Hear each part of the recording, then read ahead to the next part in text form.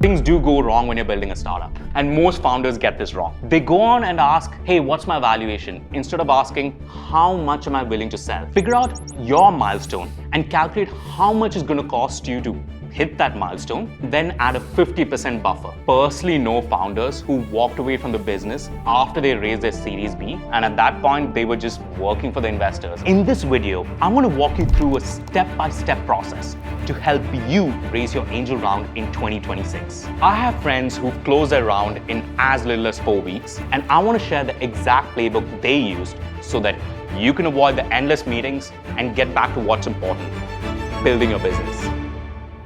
My name is Rohith Salim, and I used to be the co-founder and chief product officer at SpotDraft, a company that went on to raise over $75 million during my time there. Today, I want to share 6 steps with you. And my advice is to lock yourself and your co-founders in a room for at least a week to complete the first 5 steps before you take a single meeting. So with that said, let's jump into step 1. You need to decide how much you need to raise. My friends Sam and Abhinav founded a company called Go Rally, and they initially targeted a 3 crore fundraise because they did the math, and that was the exact amount of money they needed to set up 5 pickleball courts and reach operational profitability. So here's what I want you to do. Figure out your milestone and calculate how much it's going to cost you to hit that milestone, then add a 50% buffer because things do go wrong when you're building a startup. That's the number you should try and raise. But here's an important part. Dilution. And most founders get this wrong. They go on and ask, hey, what's my valuation? Instead of asking, how much am I willing to sell?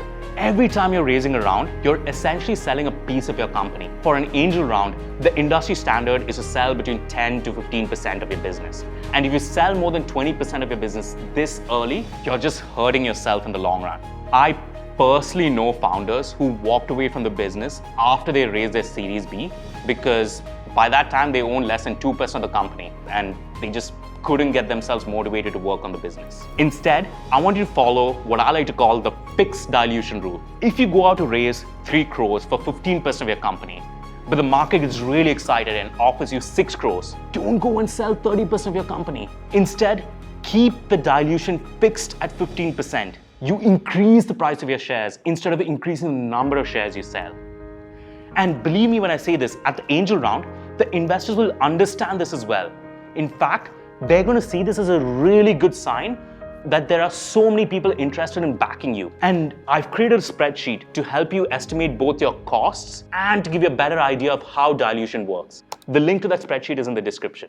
Step number 2, I want you to create your hit list. I want you to write down a list of 100 plus potential investors who could back you. But don't just dump these names on a piece of paper. I want you to create your fundraising CRM on Google Sheets. And these are the columns that you need to fill against every single person on that list. Column number 1 is the relationship. Classify these people as friendlies, aka people you can reach out at any time, acquaintances, someone you've met like once or twice in your life, but they know you, or classify them as a cold connection.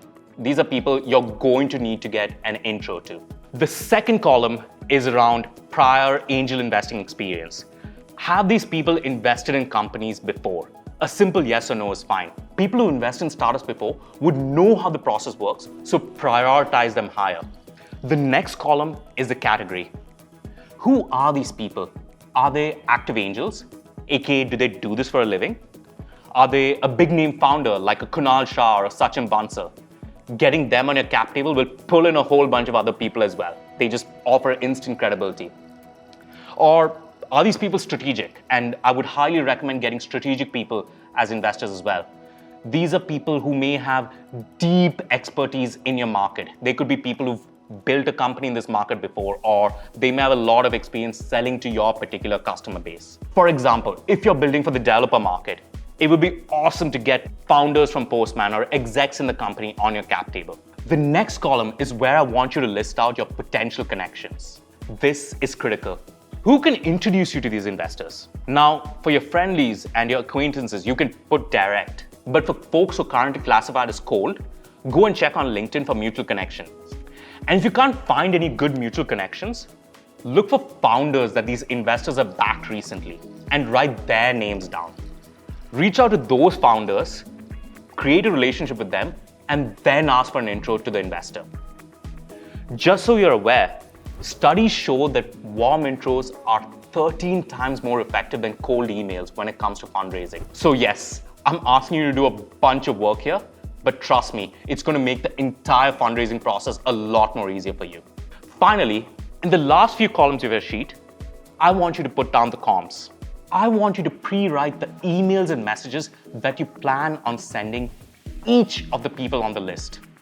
For direct connections, write a crisp, warm note. Tell them what you're building and ask for advice, not money.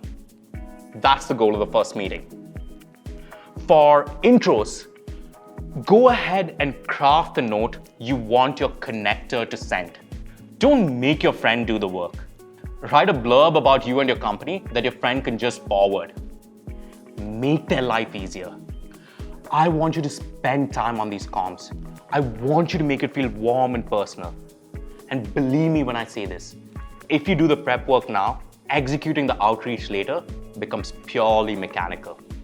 All right, now you know who you're raising from and how much you want to raise. Let's move on to step 3, where you need to decide on the instrument. When you raise money, you're essentially selling a piece of your company. In traditional priced rounds, the lead investor typically sets a price, say $5 million, and all other investors buy shares at that same price. But here's the problem. When you're raising an angel round, your business is barely more than a pitch deck and a team. Valuing it is basically a guessing game. And arguing about valuation is a waste of time and kills momentum. So here's my recommendation. Raise using a compulsorily convertible debenture or CCD. The biggest advantage a CCD gives you is that you can delay pricing your business to a future point. And you can even offer your early investors a discount for getting in early. For those of you who are new to fundraising, CCDs can sound really confusing and scary, but I've gone ahead and attached to a link that explains more about CCDs, its pros and its cons. You can grab it from a link in the description. All right, on to step 4. This is when I want you to create the pitch deck. Ideally, I want your deck to be not more than 8 slides. And there are 2 reasons here. The first is that this deck is primarily meant to be a pre-read. You should be sending this deck to investors before the meeting. And you only need to provide enough information to get them excited to take this call. The second reason is to improve the overall meeting dynamics. If you're in this meeting and you're going over a super long deck and just reading out bullet points, it's kind of a waste. I want you to be building a relationship with the investor who's in that meeting with you. It may make sense to present the deck in certain meetings, but believe me when I say this, you are going to meet investors who've already gone over the deck and they want to jump right into questions. Now, you can find plenty of pitch deck templates online, and I've linked to a few good ones below. But at a high level, I want you to cover these 6 core pieces of information. Firstly, start with the team. At the angel stage, they're investing in you and not really the business. Don't be afraid to brag a little. Why are you the team that's going to go and win this market? The next thing I want you to cover is the mission. What's the big, hairy, audacious goal for your startup? Make it huge. The next thing to cover is the problem and the solution. Tell them more about your market. What sucks about it? What are the problems that customers face here? And how do you plan on fixing it? Next, talk about the market opportunity. Why is this a big market? Why is it growing? And more importantly, why is now the right time to work in this market? From my experience, startups usually win because they nail the timing. Next, I want you to cover the business model. How do you plan on making money?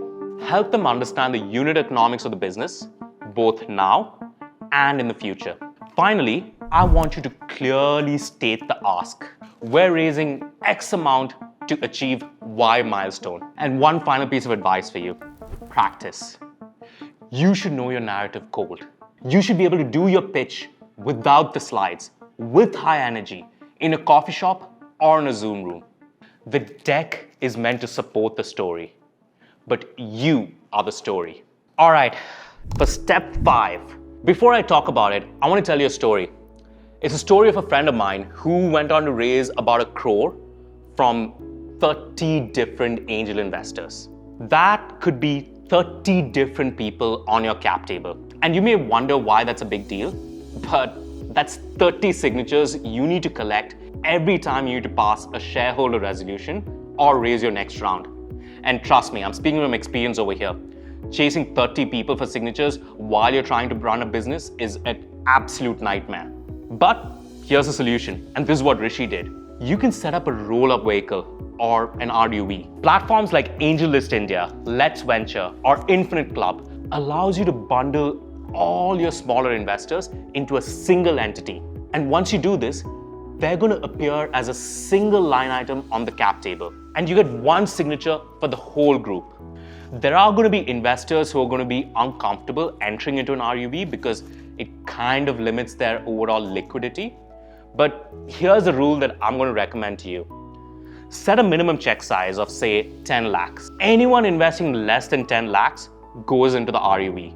And anyone investing more gets a direct spot on the cap table. This isn't mandatory, and we didn't do this at SpotDraft, but it was one of those things that came to bite us in the ass, and I really want to save you the trouble later on, so please consider doing it. By the way, it usually takes only a few days to set up this RUV structure, so you can start this process alongside your investor meetings. All right, now for the final step. You've done all the prep and you have all the assets, so let's execute. This is how I want you to run the process so that you can close your fundraise as quickly as possible. First, sequence your meetings. Don't start with your dream investors. Everyone's pitch is going to be kind of rusty on day one, and you don't want to burn those bridges. Start with your friendlies. People are going to give you honest feedback, and if you stumble or your slides don't really resonate, go ahead and fix them. And only once you do that should you move on to the big names. Next, the meeting protocol. Send the deck as a pre-read. And when you get on the call, ask them, hey, I assume you've had a quick look. Do you want me to run through the deck, or do you have any questions that I could answer? If they decide to directly jump into questions, that's a good sign. You want to have a conversation with these people and build a relationship. Oh, and here's another pro tip. Make your deck easy to forward and share. Don't put it behind DocSend or under some kind of a password. At this stage of your business, it's unlikely that there's anything confidential in there.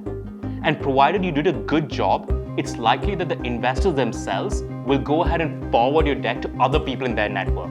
You're going to improve your fundraising pipeline without even doing much work here. So yeah, don't put a password. The last thing I want to talk about is the close. You need to have momentum.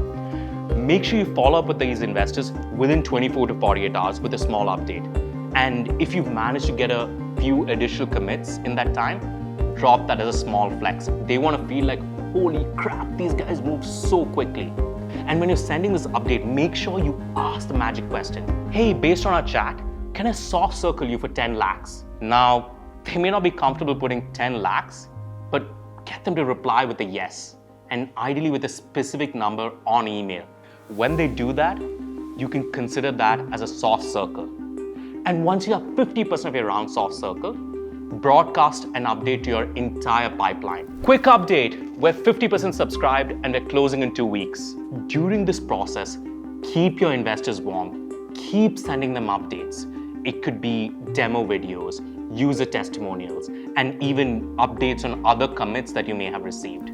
The whole goal is to show them momentum. Investors hate missing out on a hot deal more than they hate losing money.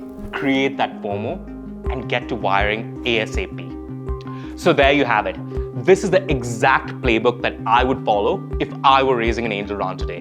I've dropped a bunch of links for you guys. Spreadsheets to help you calculate the early costs for your business, some sample pitch deck templates, info on what a CCD is. They're all in the description, so go ahead and download them. They're absolutely free. My name is Rohith Salim. Good luck with your fundraise. And if you're still searching for a startup idea, check out my video on how to find billion-dollar ideas linked above. Go build something massive, and I'll see you in the next one.